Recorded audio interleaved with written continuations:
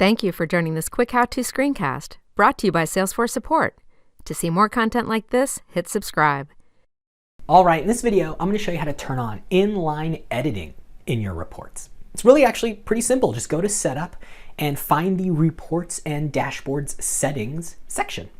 And in there, there's a single checkbox. That's all you got to do. Now, this feature is still currently in beta at the time of this recording, so please make sure that you take a look at the agreement and you're okay with all the terms here. But assuming you're okay with turning on a beta feature, click that box, hit save, and that's it. The feature now works.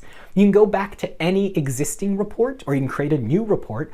And what you'll now see is that down at the bottom where you see your individual records, you can now edit your field. So if you find a field that is editable, you'll see those little pencil icons showing up. Just click on one and make your changes. Okay, so put in whatever changes you want, hit save. It takes a second for the changes to be applied, but then the report actually gets refreshed and you see those new updates in your report in real time as well. So record names, dollar amounts, dates, or just make it really easy to update next steps as you go. This is a great feature. I think you're gonna like it. For more information, check out help.salesforce.com or join us on the trail at trailblazer.salesforce.com.